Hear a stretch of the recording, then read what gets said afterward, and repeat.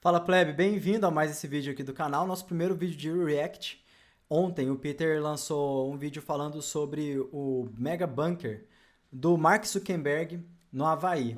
Então tem dois pontos específicos que eu quero tratar aqui com vocês, né? Que eu quero discutir com vocês, trazer ali um ponto de vista um pouco diferente. Esse canal é sobre isso com libertarianismo. Muitas vezes você encontra conteúdo de esquerda, falando de vida autossuficiente, vida autossustentável, e eu sou o primeiro canal de língua portuguesa libertário falando sobre esses assuntos aqui no nosso país. Então, vamos para o React, eu quero trazer esses dois pontos aí para falar com vocês.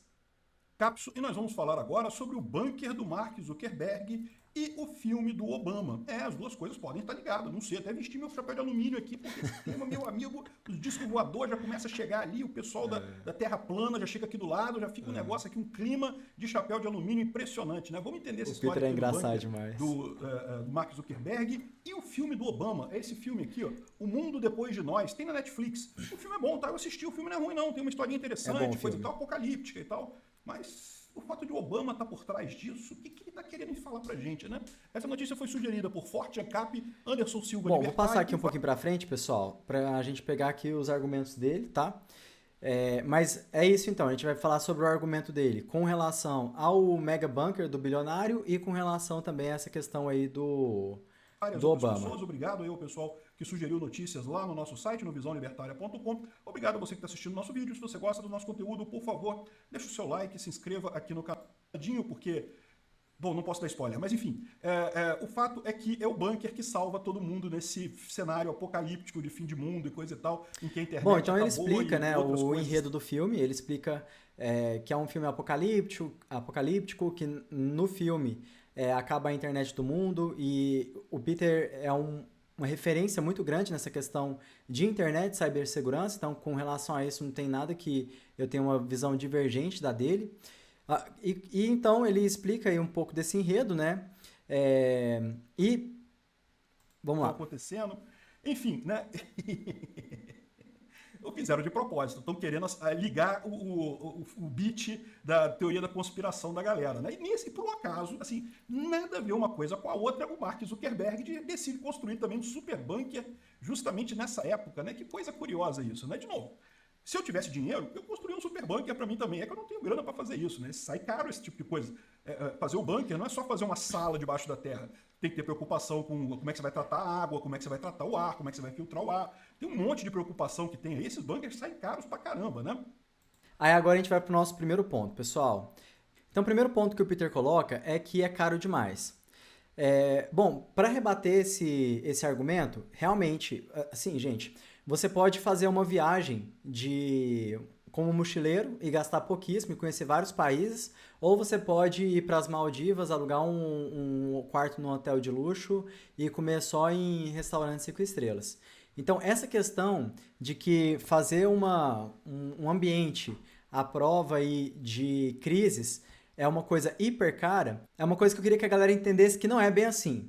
Aqui eu quero te dar dois exemplos com relação a isso, tá? Essa daqui, pessoal, é a aquaponia. A aquaponia, num esquema muito, muito, muito simplificado, é o seguinte, você tem um tanque de peixe embaixo, tá? A água desse tanque de peixe, com os nutrientes dela, passa por um esquema de hidroponia. As plantas hidropônicas, elas recebem o esterco ali dos peixes como um adubo, e aí elas fazem também uma filtragem dessa água que pode voltar ali para os peixes. Também ocorre uma filtragem aqui embaixo, esse esquema é muito resumido do que é na realidade, mas, grosso modo, uma pessoa com um pequeno espaço, inclusive na cidade, ela pode produzir tanto hortaliças quanto proteína no mesmo ambiente.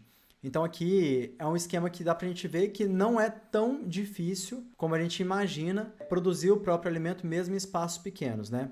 Um outro ponto, pessoal, do caro demais é o que eu queria trazer aqui para vocês nesse exemplo de refrigeração de ambientes, por exemplo.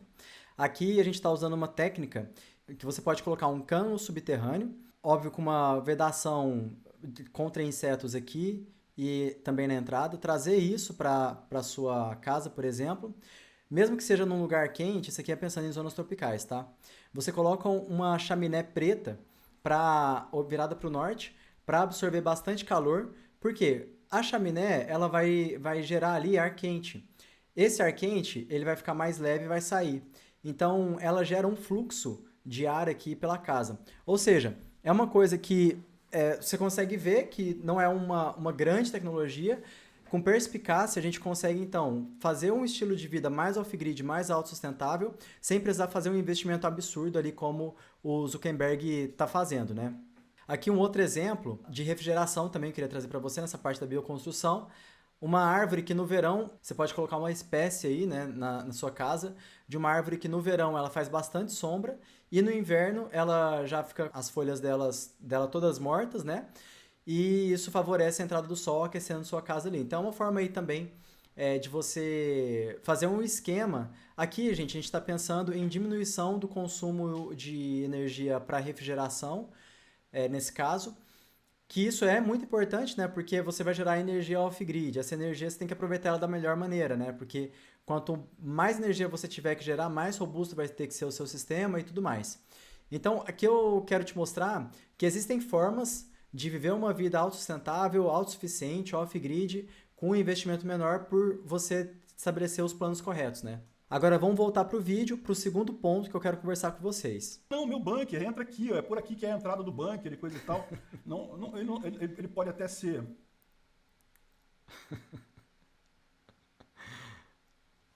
Ih, cara, caiu a internet? Caramba, chapéu de alumínio, o que está acontecendo? Enfim, mas tem aqui a coisa aqui do Vamos lá, bunker, vamos vai dar todas as para dicas o ponto do que ele dele, levanta aqui que eu queria falar com né, vocês. aquele negócio a gente fica com o pé atrás, né? Você consegue piorar a situação dela, piorar o funcionamento dela, consegue Com relação desligar à internet, alguns pedaços dela, não tem o que falar. mas desligar toda a internet do mundo é muito difícil isso. Ela tem muitas redundâncias, muitos caminhos alternativos, então, sinceramente, eu acho a premissa do filme lá meio fraca, mas de qualquer forma é um filme bom, é divertido o filme, né? E aí, caraca, Obama, fala o que você quer dizer pra gente de uma vez, pô. Essa coisa aqui que eu queria levantar com vocês, né, dele colocar é óbvio que ele tá brincando, né? Até brincou com o chapéuzinho de alumínio, mas é como se o Obama quisesse falar que alguma coisa vai acontecer e eu quero falar sobre isso com você. Algo está para acontecer e tal. É uma brincadeira. Bom, pessoal, a gente vem tendo na nossa sociedade cada vez mais momentos em que nós temos crises aí, né? A gente teve a crise dos caminhoneiros em 2018, que teve problema de abastecimento aí em muitas cidades, né? Na maioria das cidades brasileiras, e inclusive algumas cidades começaram a ser ameaçadas de ficar sem água potável, porque o insumo que precisava para limpar a água, né, não estava chegando ali nas cidades. Depois a gente teve a pandemia e agora a gente tem várias guerras, né, e aí um governo excelente gerindo o nosso país. O que eu quero dizer com isso? As crises, pessoal, elas são cada vez mais frequentes e cada vez mais intensas.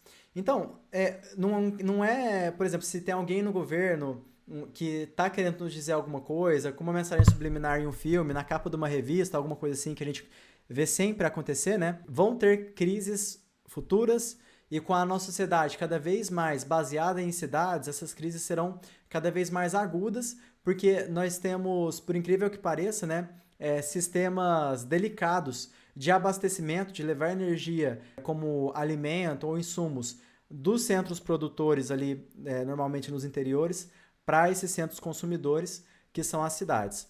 Então, isso é cada vez mais comum. Então, fica tranquilo, com certeza terão crises aí pela frente. Não precisa do Obama abrir o bico, Peter. Bom, aqui, pessoal, eu quero fazer com vocês uma distinção entre o sobrevivencialismo e a minha abordagem de vida autossustentável e vida off-grid. Sendo que muita coisa do sobrevivencialismo e da vida autossuficiente, a gente consegue aproveitar, elas são iguais, né, ou muito próximas. Eu quero falar com você especificamente da diferença dessa abordagem, porque na direita, de modo geral, muitas vezes as pessoas vão mais para o sobrevivencialismo do que para a autossuficiência. E isso eu acho um erro, e eu quero aproveitar essa oportunidade para falar com você sobre isso. Então, pessoal, por cima, assim, olhando por cima, o sobrevivencialismo, ele vai cair sempre naquela expectativa do apocalipse. Então, você vai preparar o seu alimento para tantos meses e tudo mais, e o bunker e papapá. Então, isso é uma expectativa complicada, porque quando você vai para esse estilo de vida com essa expectativa, acaba que você, querendo ou não, em certo ponto, vai começar a torcer por isso. Porque você já vai estar com o seu esquema todo montado. As pessoas vão estar vivendo a vida delas normalmente ali no sistema. Então, você não quer estar errado. Eu te falo porque eu já tive nessa posição. Na pandemia, eu fui morar numa fazenda achando que o Legacy, a Babilônia ia cair. Não caiu. E chegou um momento em que eu fiquei na dúvida assim, se eu queria que aquilo realmente acontecesse ou se eu não queria. Sendo que a minha motivação para viver uma vida off-grid no primeiro momento foi aprender a plantar, aprender a fazer algumas coisas para ajudar minha família, meus amigos, se alguma coisa ruim acontecesse. Então, tá ali à frente para depois poder dar suporte para outras pessoas. Depois eu me descobri nisso.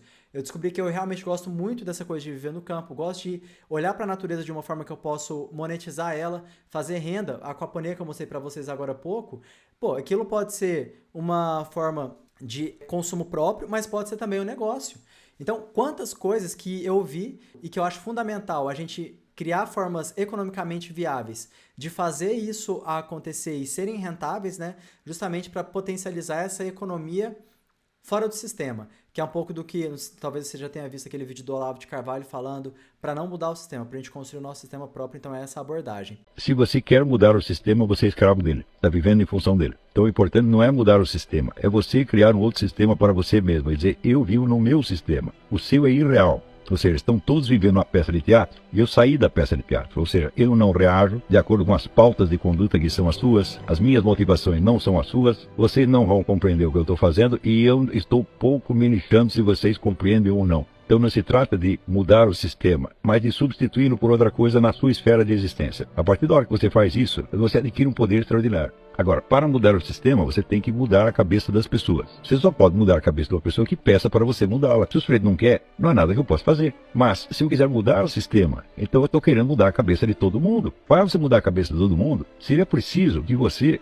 fosse maior do que o sistema inteiro. E a maior parte das pessoas que se aventuram a fazer isso, elas não são maiores que o sistema, elas são menores do que ele. Na vida autossustentável, autossuficiente, você está falando de um estilo de vida, de mudar o seu estilo de vida porque você quer, não porque você tem a expectativa que alguma coisa aconteça. A gente sabe que é muito provável, mas não ficar trabalhando com isso como se você dependesse disso para validar a sua escolha de vida, entendeu? Se a gente for olhar de uma forma mais profunda, o sobrevivencialismo ele vai falar sobre isso, ele vai falar sobre o estilo de vida. Então, quando você olha no primeiro momento, é sobre o apocalipse. Quando você olha no segundo momento, você vai adaptar aquele estilo de vida dentro ali do sobrevivencialismo, que já vai ser praticamente idêntico à vida off-grid. Mas quando você vai olhar profundamente a questão da vida off-grid, o que você vai trabalhar, o bem viver, a saúde mental, a segurança, dentre outros aspectos. Porque você já não vai estar nessa expectativa inicial do apocalipse, da grande crise e tudo mais. Então, a grande diferença de uma para outra é a motivação. Enquanto o sobrevivencialismo traz a motivação do medo ou da desesperança com relação à sociedade, à cidade e tudo mais, a vida off-grid você vai por esperança de viver melhor e tudo mais, e com o otimismo de construir para a sua vida algo que faz mais sentido, que vai te trazer mais satisfação em viver. Então, eu quero te trazer essa visão de que a vida off-grid, a vida autossustentável, autossuficiente, ela pode te oferecer mais equilíbrio, ela pode te oferecer mais saúde mental, ela pode te oferecer mais bem-estar e também segurança em todos os aspectos. E aí, pessoal, a minha diferença é na abordagem. Muitas pessoas abordam essa questão da vida autossuficiente e tudo mais com um viés de esquerda que eu sou libertário. Aqui você não vai ter viés de esquerda nunca. Então a gente trabalha a permacultura, a agroecologia e tantas outras coisas que não são domínio da esquerda. Inclusive a gente está falando de tradição e a esquerda é completamente contra a tradição, né? Colocando então o viés correto, né? Que é o viés do justnaturalismo, que é o viés do livre mercado, que é o viés da mínima intervenção alheia na vida do indivíduo. Pessoal, então se você está me conhecendo agora, né, eu sou o Tuxê Nunes, peço para você se inscrever tanto no canal Tuxê Nunes Autossustentável, que eu abordo semanalmente mais a fundo sobre algum aspecto, né, desses assuntos de vida off-grid, vida autossustentável, autossuficiente, e também assine a newsletter, que semanalmente eu envio todo sábado, 11h30 da manhã, no seu e-mail, um artigo com outras colunas também, que a gente aprofunda outros aspectos da vida off-grid, sendo que é um complemento ali do conteúdo do YouTube.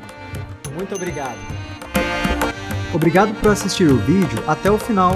Seja você também um propagador de ideias e ferramentas que promovem a transição para uma sociedade mais autônoma, ética e descentralizada. Além de curtir, compartilhar e se inscrever no canal, considere se tornar patrocinador pelo Apoia-se. O link está na descrição. Mais informações sobre o nosso projeto, consulte os links que aparecem na tela.